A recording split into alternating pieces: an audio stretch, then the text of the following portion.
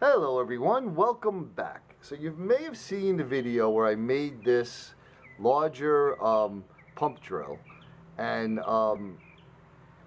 Mitchell, you know this was coming. I had to make a smaller one, and I plan on making even a smaller one, but that's not done yet. So just to go over a couple things, this flywheel on this one weighs pretty close to 2 pounds. Um, it's an inch and an eighth inch thick and about 4 inch diameter. And this has got a half-inch shaft. It's about 22 inches long, and the handle, I guess that's what you call it, is about just under 12 inches. Compared to this one, which just has a 3/4 inch flywheel. It does have the lead in it, just like these, and it's only about, I'd say, 2.5 inches round, and has a much shorter handle. This one is made to be used with one hand, just like this. So you get your one hand in there, and it's for precision.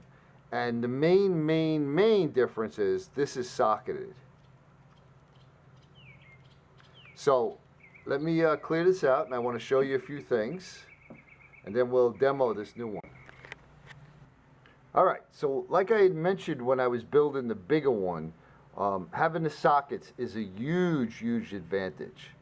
So I just made this little clip here. Nothing fancy, just a piece of wire.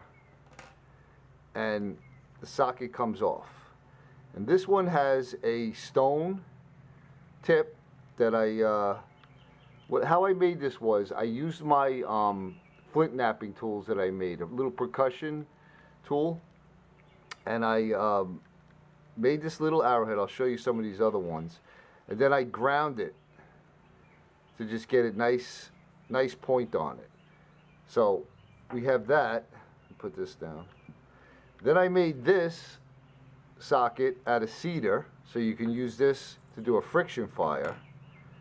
Then I have this one here, which is a little bit of a wider tip. So again, you can use this like if you would regular drill set. You know, you can make wider ones, you can make longer, skinnier ones. You can pretty much do whatever you want to do. And this is artificial sinew holding these on. And these are indexed. See those lines? And I have a witness mark on here. So when I put these on, I go up to my line and it easily aligns my hole to take my little pin and put my pin in. So here's some of the other little points I made for it. This one I actually demoed when I made some glue from the pine sap glue. And I had this in a stick. It really wasn't made for anything else but to do that testing in this Florida chert. And I took that stick and I wham, man, I was blasting it into the top of a stump.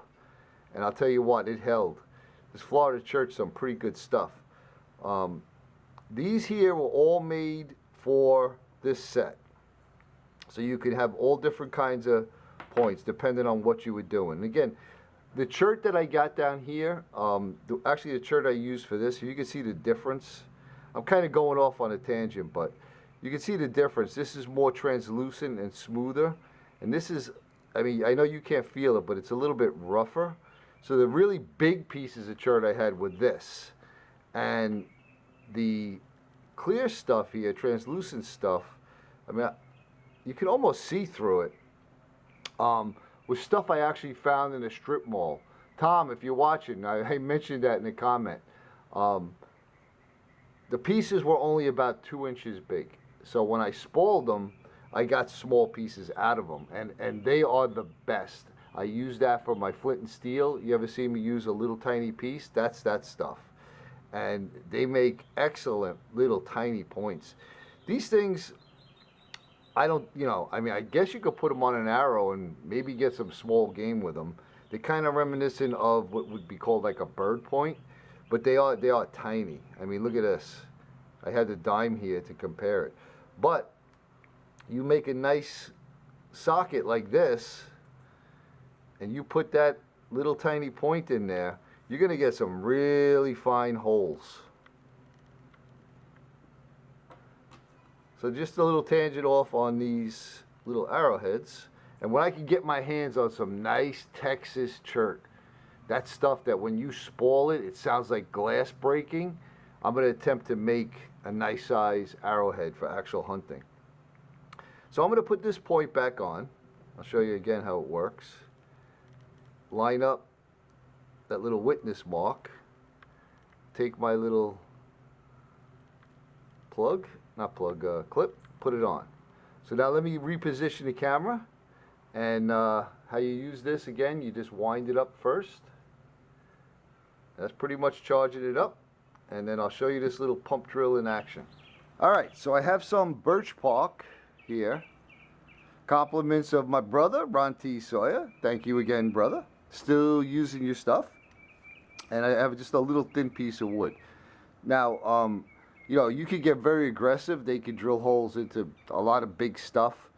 You know, but again, my primary thought is the little fine detail stuff. I did show the shell in my previous video with the bigger one, that they would use it for, you know, a lot of stuff, making jewelry and whatnot. So we got our drill. Let's put our birch bark down. Get that in view.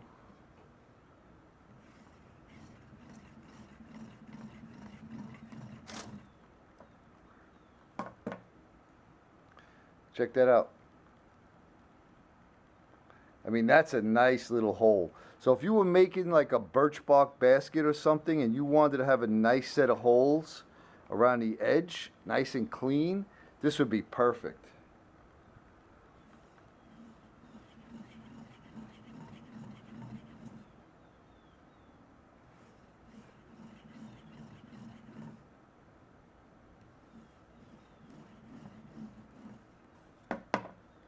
I mean, look at that.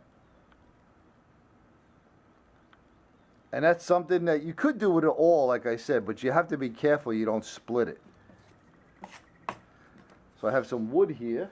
Let me grab another piece so I don't drill into my table. So again, this is just very, very thin wood.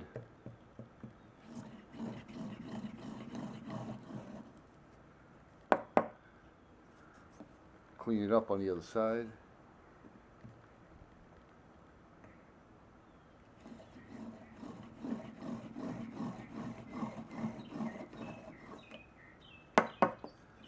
Ha, that wasn't even the one I did. That's hilarious.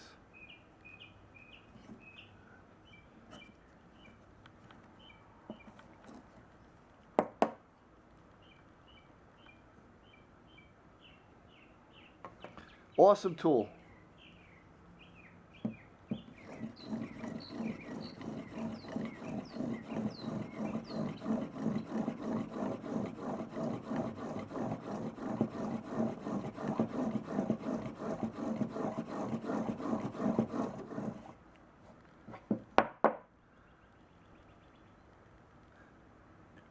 So it's definitely not like using a electric drill, that's for sure. But I'll tell you what, it's a fun thing to use, and it's all hand power. And you know what? If you were out in the wild, okay, and you could actually make this from branches. You know, you could make the flywheel. You don't have to drill a hole in the flywheel. You can use a big piece of wood and you could kind of clamp it on there with some cordage. I mean, there's so many ways that you can make it that you know, you don't need power tools to do it. So hopefully you enjoyed this. I'll tell you, this one was fun, and I am gonna make an even smaller one.